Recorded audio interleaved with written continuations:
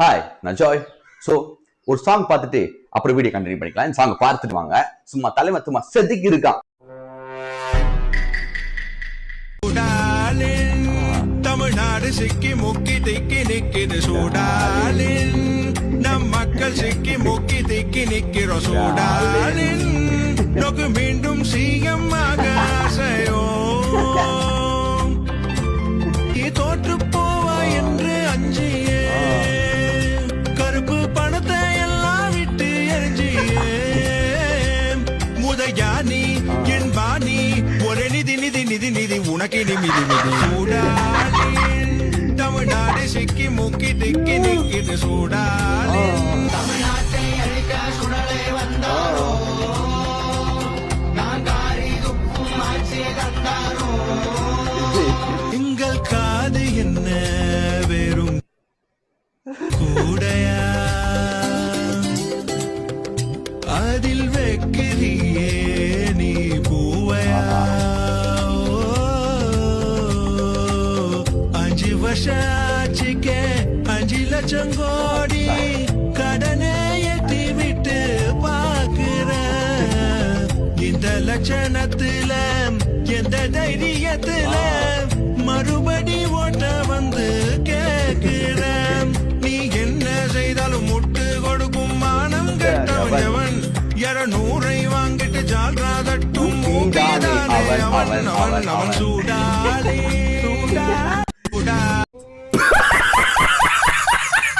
ஐயோ ஐயோ என் தலைவன் எப்படி செதுக்கி விட்டுக்கிறான் பாத்தீங்களா. இவன் தான் யூடியூப் பாத்தீங்கன்னா திராவிட மாதிரி 2.2 தீய சக்தி 2.2 தீய சக்தி 2.2 இதான் அவன் யூடியூப் சேனல். தலைவனை பார்க்கறதா அவங்க போய் சப்ஸ்கிரைப் பண்ணிக்கோங்க. செம்ம கண்டென்ட்டா போட்டுனுக்கிறா போல, தெறிக்க விட்டுனுக்கிறா போல. வீடியோல எனக்கு என்ன பார்க்க போறோம்னா டிஎம்கேவை வந்து மக்கள் பொறிச்சு தள்ளிட்டு இருக்காங்க. அது ஆன்லைன்லயும் சரி நேர்லயும் சரி. ஸோ அதை பத்தி ஃபுல்லா ஒரு ஃபன்னியான கிளிப்பா ஃபுல்லா பார்த்துடலாம் வாங்க. தயவு செஞ்சு பாக்குறவங்க சப்ஸ்கிரைப் பண்றேங்க. சப்ஸ்கிரைப் பண்ணாதான் எனக்கு மோட்டிவா இருக்கும் நிறைய வீடியோ போறதுக்கு. ஸோ தயவு செஞ்சு சப்ஸ்கிரைப் பண்ணிட்டு பாருங்க. அப்படியே ஒரு லைக் ஒன் போட்டுருங்க மச்சி. ஃபர்ஸ்ட் ஒன், உங்களுக்கு ஒரு பிரச்சனைன்னா உங்கள ஒருத்தனை எப்பவும் களத்துல வந்து நிப்பேன். இதெல்லாம் என்னுடைய மனப்பூர்வமான உறுதிமொழிகள். இந்த ஆட்டோ பின்னாடி எழுதிட்டு உன் சுனிய புடிச்சு நீயே ஊம்பு.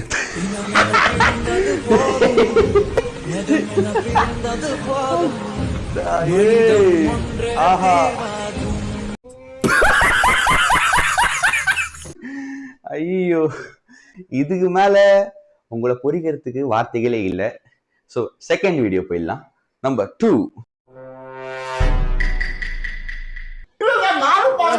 எப்ப பார்த்தாலும் பெரிய மனுஷன் பேசுறான். நீ எப்ப பார்த்தாலும் ஏன் அவன் மூத்ததை கொடுக்குற, ஏன் ஸ்டாலின் மூத்ததை கொடுக்குற, ஏன் இப்பயே பேசுறீங்களே, ஏன் டேஸ்டா இருக்கா?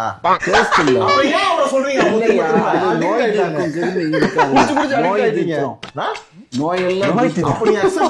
ஜனதா கட்சியினுடைய பிரதமராக இருந்த மொரார்ஜி தேசாய் வந்து தன்னுடைய மூத்திரத்தையே நான் குடிச்சதுனாலதான் பேசினாரு. அதுக்கப்புறம் நீங்களும் மூத்திரத்தை குடிங்கன்னு சொன்னாரு. ஒரு பிரதமராக இருந்தவரு சொன்னாரு. கேளு சாமி கேளு சொல்லட்டும். இந்த மேட்டர் என்பது நீ சொல்லிட்டீங்களா? காலைல தம்பி காலைல எஞ்சி மூத்தத்தை பேஞ்சு வேஸ்ட் சொன்னீங்கன்னா பேஞ்சு கொடுத்து விட்டுருவாரு. நீங்க பாட்டு வாங்கி குடிச்சிட்டு இருக்கலாம்.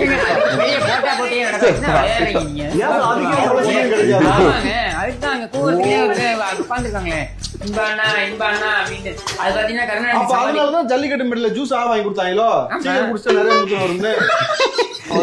இது தெரியல எனக்கு.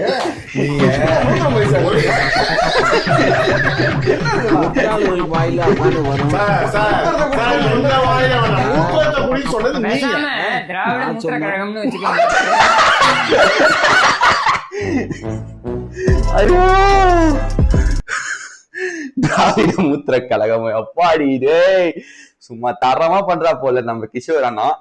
தரம் நம்பர் 3க்கு போயிடலாம். நம்பர் 3, திமுக இல்லன்னா வந்துட்டு கேளுங்க, ஒரு 1000 ரூபாய் ஒரு குடும்பத்துக்கு 1000 ரூபாய் ஒரு பொம்பளைக்கு எவ்வளவு முக்கியம் தெரியுமா இன்னைக்கு? நான் ஒரு காணொலி பாக்குறேன். அந்த காணொலியில அந்த அந்த பகுதி செயலாளரோ வார்டு கவுன்சிலரோ ஒருத்தர் போய் கேட்கிறாரு அந்த அம்மாட்ட, நம்ம 1000 ரூபாய் கட்சிதான் உனக்கு? பக்கத்துல 4 கேமரா வச்சுக்கிட்டு அந்த அம்மா நைட்டி போட்டு வீட்டுல வெளியே நின்றுருக்காங்க. இவர் வருவாருன்னே தெரியல. பால் வந்து நின்னுட்டு கேமரா நீட்டு, நம்ம 1000 ரூபாய் கட்சிதா? அவங்க கட்சிது சார். 1000 ரூபாய் வச்சு என்ன பண்ற? 1000 ரூபாய் வச்சு ஏதாவது தேவையான ஏதாவது யூஸ் பண்றேன். வேற வேற என்ன சார்? அப்புறம் 1000 ரூபாய் வச்சு வந்து மளிகை ஜாமான் தேவைப்பட்டா வாங்குறேன்.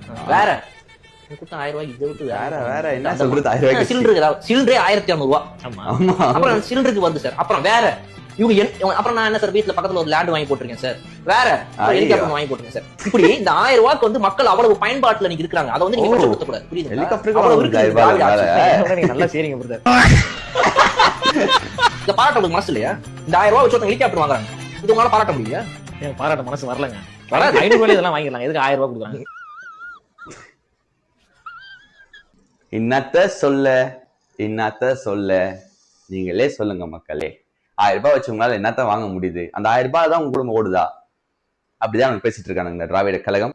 சோ நம்பர் 4க்கு போயிடலாம். திருமாவளவன் இப்ப விஷயத்துக்கு போறதுக்கு முன்னாடி திருமாவளவன் ஒரு விஷயம் சொல்றாருங்க. அஸ்கி வாய்ஸ்ல பேசுறாரு. அதனால துக்கம் இல்ல அப்படிங்கிறாரு. அஸ்கி வாய்ஸ்ல பேசினா சோகமா அப்படின்னு நீ கேட்பேனா? நீ நீல கோட்டு போட்ட நீ அம்பேத்கரா? இதெல்லாம் ஒரு பேச்சா? இருக்கவங்க எல்லாம் கெட்டவங்கன்ற மாதிரி. கரகரன்னு பேசினா தமிழர்களே அது ஒரு உன்னதமான வாய்ஸ் இல்லைங்க. அது வந்து உண்மத்தமான வாய்ஸ்.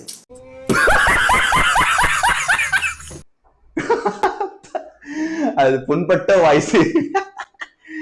ஐயோ எப்பா, கிஷோர் அண்ணனுக்கு தரமான ஒரு வாழ்த்துக்கள். வங்கமா கலைக்க ஆரம்பிச்சிட்டனா. நம்பர் 5.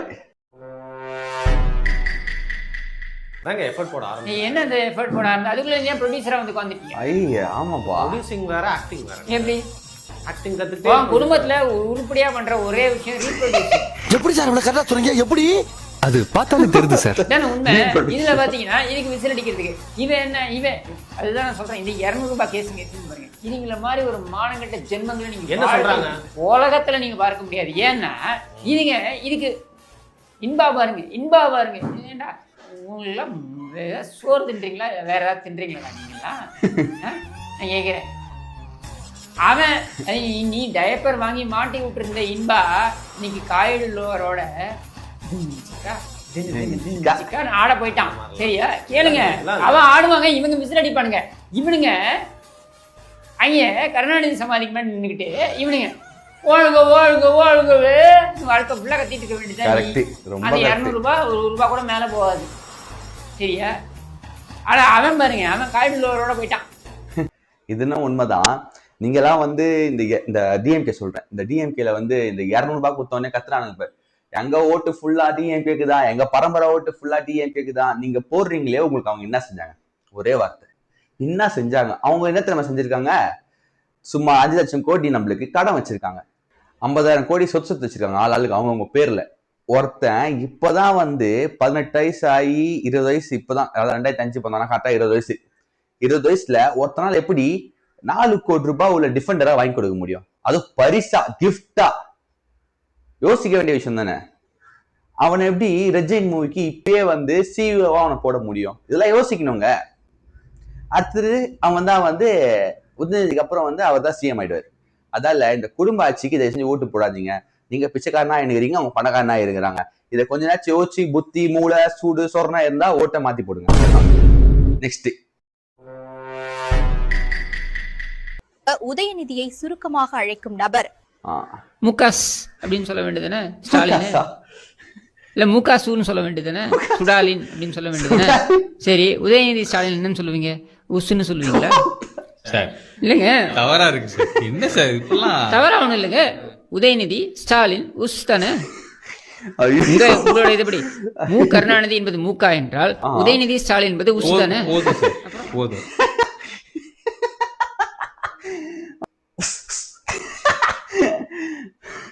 நம்ம ரெட்டி போயிடலாம். தமிழ் கடவுள் முருகன் ஆரியர்களை அலறவிடும் முதல்வர் எங்கள் அரக்கன். நம்ம முதல்வர் திராவிட கிருக்கன். பிள்ளையாருக்கு இன்னொரு பேரு கணபதி. தமிழகத்தை தாங்கி பிடிக்கும் எங்கள் தளபதி. தளர்பாதி. கைலாயத்துல இருப்பாரு சிவன். இந்த ஆட்சியை குறை சொல்ல எவன்? எதுக்கும் உதவாத கருணாநிதி மகன். வரலாற கிளறுவோமா? எல்லாம் கலருவோம், வரலாறையும் கலருவோம். அப்படி பாத்தீங்கன்னாக்கா நம்ம தளபதினு சொல்லிக்கிறாங்களே, அவருடைய செல்லா மேரேஜ், குயின் மேரேஜ், காலேஜ் விடுதல் எல்லாம் அவர் செய்த பொறுக்கித்தனம், அதை எல்லாத்தையும் கூட வரலாறுன்னு கலருவோம். மக்கள் கிட்ட இருந்து எதுவும் புடுங்காம இருக்காங்களேங்க, அதே ஏங்க அவங்க புடுங்காததா? சொத்து வரியில இருந்து ஆரம்பிச்சு மின்சார விலையில புடுங்கினாங்க உங்க வாயிலே சொல்ல வச்சனா? ஆமாங்க, அவங்க புடுங்குறது எல்லாமே தேவையில்லாத ஆணிதான்றது நான் தான் ஆரம்பத்துல சொல்லிட்டு இருக்கேன். முதல்வர் பாட்டு நடந்து வர்றாரு, பார்க்கிங் போறாரு, அப்போ கிஷோர் வேணாம் பிரேம்ல நான் வந்து அந்த பர்சனாலிட்டி, ஒரு யங் லுக், இது எல்லாமே வந்து எனக்கு தெரிஞ்சு இந்தியாலே வந்து ஸ்டாலின் அவர்கள் தான் இருக்குன்னு தோணுது. அந்த ஒரு வெல் பர்சனாலிட்டி. சேகர் பாபு கையெல்லாம் தட்டி ஒரு டான்ஸ் பெர்ஃபார்மன்ஸ் பண்ணாங்க. சேகர் பாபு அங்க ஜூனியர் ஆர்டிஸ்ட் எல்லாம் வச்சு அதுல பெரிய காமெடி என்னன்னா, அந்த ஜூனியர் ஆர்டிஸ்ட் பொம்பளைங்க எல்லாம் ஆடிட்டு இருந்தாங்க இல்லையா, அதுக்கு பக்கத்து தெருவுல ஆம்பளைங்க எல்லாம் ஆடுறதுக்கு அதே மாதிரி ஜூனியர் ஆர்டிஸ்ட் வச்சு அவங்க ரெடி பண்ணிருந்தாங்க. பார்க்கவே இல்ல, இதை பார்த்து அதெல்லாம் வேணாயா அப்படின்ட்டு போயிட்டாரு. டிஷர்ட் போட்டிருக்கேன், வாட்ச் கட்டிருக்கேன், இங்கிலீஷ் பேசுறேன், இதுக்கு மேல வேற என்னங்க வேணும்? 5G போன் யூஸ் பண்றேன். இதெல்லாம் வந்து யார் கொடுத்தது? கருணாநிதி கொடுத்தது. ஆமா, அவர் கொடுத்தது தான். வந்து கருணாநிதிக்கு முன்னாடி எல்லாரும் அமனமா ஓடி இருந்தாங்க. ஐயோ என்னன்னு தெரியலப்பா, புரியல. நம்ம தமிழ்நாட்டோட இளம் தொழிலதிபரும் கொடை வள்ளலும் ஜீரோலேருந்து, அதாவது ஸ்கிராட்ச்லேருந்து தொடங்கி இன்னைக்கு தமிழ்நாட்டோட மிகப்பெரிய ஒரு ப்ரொடக்ஷன் கம்பெனி, அதாவது ரெட்ஜெண்ட் என்னும் மிகப்பெரிய ஒரு கம்பெனியோட CEO ஆன ஒரு சிறுவனோட புரட்சிகரமான கதையை தான் பார்க்க போறோம். 2005 வருஷத்துல சென்னை என்னும் ஒரு குக் கிராமத்துல தமிழ்நாட்டோட எளிமையான முன்னாள் முதலமைச்சர் கருணாநிதி அவர்களுடைய அன்பான மகன் ஸ்டாலின் அவர்களுடைய பணிவான மகன் உதயநிதி ஸ்டாலின் அவர்களுக்கும் பண்பான தாயார் கிருத்திகா உதயநிதி அவர்களுக்கும் பிறந்த மகன் தான் நம் கழக உடன்பிறப்புகளின் ஒரே தூணான நம்பிக்கையுமானவர் தான் புரட்சி தலைவர் இன்பநிதி அவர்கள். தன் சிறு வயது முதலேயே கஷ்டப்பட்டு துயரப்பட்டு வெளிநாடுகளுக்கு சென்று பந்து விளையாடுறதுக்கான பயிற்சியிலையும் ஈடுபட்டு இன்னைக்கு தமிழ்நாட்டு மக்களின் அருளாலும் கடவுளின் அருளாலும் தன்னால் முடிந்த ஒரு சிறிய டிஃபெண்டர் காரை வெறும் 4 கோடி ரூபாய்க்கு வாங்குற அளவு வளர்ந்திருக்காரு. எங்க CEO இன்பநிதி அவரோட வளர்ச்சி அது மட்டும் கிடையாது. இன்னைக்கு தனுஷ், அருண் விஜய், நித்யா மேனன், சமுத்திரகனி, பார்த்திபன்ல தொடங்கி ராஜ்கிரண், ஷாலினி தமிழ்நாட்டோட முன்னணி நட்சத்திரங்கள் வச்சு அவரோட ஃப்ரெண்ட் ஆகாஷ் பாஸ்கரனோட டான் பிக்சர்ஸ் மூலமா எடுக்கப்பட்ட இட்லி கடை நடக்கப்படுற படத்தை தமிழகம் முழுவதுமா இருக்கிற தியேட்டர்கள்ல டிஸ்ட்ரிபியூட் பண்ற அளவுக்கு வளர்ந்திருக்காருன்னா எவ்வளவு பெரிய கடின உழைப்பு இல்ல இந்த சின்ன வயசுல. இந்த சிறுவனோட புரட்சிகரமான கதையை கேட்கும்போது எனக்கே ஆச்சரியமா இருந்துச்சு. காரணம் வெறும் 20 வயது தான் ஆச்சு. நீங்க தான் சொல்லணும் இது எப்படி சாத்தியம்னு. நம்மளோட சீஃப் எக்ஸிகியூட்டிவ் ஆஃபீஸர் அதாவது CEO இன்பநிதி அவர்கள் தொழில தன்னோட உச்சத்தை தொட்ட ஒரே காரணத்தினால மக்களுக்கு பணி செஞ்சே ஆகணும் உள்ள கட்டாயத்துல மக்கள் பணியை தொடர்றதுக்காக அரசியல்ல தன்னோட காலை பதிக்க இருக்கிறாரு. நம் மதிப்பிற்கும் பாசத்திற்கும் உரிய ஒரே ஐயா திரு ஸ்டாலின் அவர்கள மாதிரியும் உதயநிதி அவர்கள மாதிரியும் மாணவர் அணி செயலாளர், இளைஞர் அணி செயலாளர், MLA, மந்திரின்னு படிப்படியா மக்கள் உங்க ஆதரவோடு எப்படி இந்த குடும்பத்தை வளர்த்து செழித்து கொண்டு வந்தீங்களோ அதே மாதிரி எங்க CEO இன்பநிதி அவர்களையும் தமிழ்நாட்டோட வளர்ச்சிக்காக தமிழக மக்கள் கடின உழைப்போடு இரவு பகலா அயராது உழைக்கணும்னு எங்க கழக உடன்பரப்புகள் சார்பா கேட்டுக்கொள்கிறேன். காரணம் அவர் முதலமைச்சரா நாங்க பார்த்துட்டு தான் சாகுவோம்னு கழக உடன்பரப்புகள் பலர் இங்க உசுர புடிச்சிட்டு உட்கார்ந்துட்டு இருக்காங்க. உடன்பரப்புகள் குறிப்பா தமிழக மக்களின் ஆசை நிறைவேற அயராத பாடுபடுவோம். நம்ம புள்ள ரேபிடோ ஓட்டினாலும் பரவாயில்ல, அந்த தலைவர் புள்ள 4 கோடி ரூபாய் கார்ல முதலமைச்சரா ரோந்து வரணும்ல. தயவு செஞ்சு முடிஞ்சோளும் 4 பேருக்கு ஷேர் பண்ணுங்க. கழக உடன்பரப்புகள் மற்றும் தலைவரோட பல சாதனைகளை தெரிஞ்சுக்கவும் ஃபாலோ பண்ணுங்க. இந்த குடும்பம் என்ன ஞாபகம் வச்சுக்கோங்க, இன்னொரு 5 வருஷம் வந்தாங்கன்னா திரும்பி 5 லட்சம் கோடி வந்துடும். ஆக மொத்தம் 15 லட்சம் கோடியா இருக்கும். அப்போ இங்க கடன் கொடுத்தானுங்க பார்த்தீங்களா, அவனுங்க எல்லாம் என்ன கேட்பானுங்கன்னா, உங்களால கடன் கட்ட முடியல, அதால இந்த தமிழ்நாட்டுல இருக்கிற போர்ட்டையோ இல்லைன்னா இந்த ஏர்போர்ட்டையோ இல்லைன்னா இந்த சில மைனிங் பண்றாங்களா, மைனிங் இந்த சொல்றது கோல் எடுக்கிறதுக்கு அந்த பூமியில இருக்க மினரலுக்கு, அந்த மினரல் பண்ற மைனிங்க்கு எல்லாத்துக்குமே என்ன பண்ணுவானுங்க, ஒரு 70 வருஷம் கான்ட்ராக்ட் நாங்க போட்டுக்கிறோம், 70 வருஷம் கான்ட்ராக்ட் போட்டுக்கிறோம், 100 வருஷம் கான்ட்ராக்ட் போட்டுக்கிறோம் சொல்லிட்டு இந்த ஸ்ரீலங்கால பண்றாங்க பாரு, போர்ட்டை சைனாக்கு வாங்கிக்கிறாங்க பாரு, கடன் கொடுத்து கட்டமான சொல்லி அந்த போர்ட்டை ஒரு 100 வருஷத்துக்கு வாடகைக்கு எடுத்துக்கிறாங்க பாரு. அந்த மாதிரி எடுத்துப்பானுங்க. ஒரு கேள்வியும் கேட்க முடியாது, நாட்டை சுரண்டி அழிச்சிருவானுங்க. ஆக மொத்தம் உசாரா இருந்துக்கோங்க, இந்த குடும்பம் நாட்டையே அழிச்சிரும். பாத்துக்கோங்க. கருணாநிதி, சுடலை, சின்னது, துன்பநிதி இவர்களை பற்றி பாசிட்டிவா தான் சொல்லுங்க சார். இருக்கும் பற்றி பாசிட்டிவா சொல்லணும்னு சார், அவர் இறந்துட்டாரு. அதனால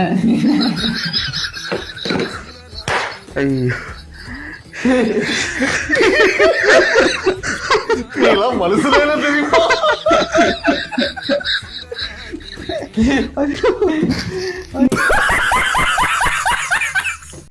தலைவன் on fire. So last video என்னப்பா, தேர்தல் தேதியெல்லாம் அனௌன்ஸ் பண்ணிட்டாங்க போல. ஏப்ரல் 23ஆம் தேதி. ஆமாம்பா, இன்னும் கரெக்டா 36 நாள் தான் இருக்கு.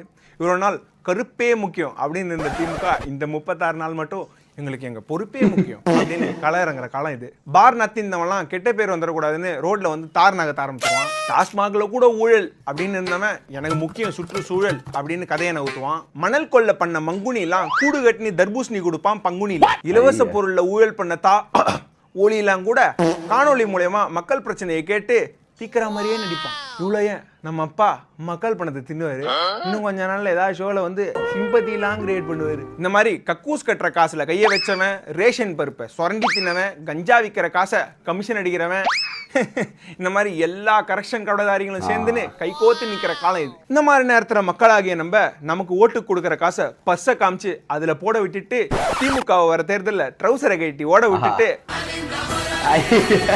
பாட்டை போட்டுட்டு டண்டனக்கா டான்ஸ் ஆடணும்.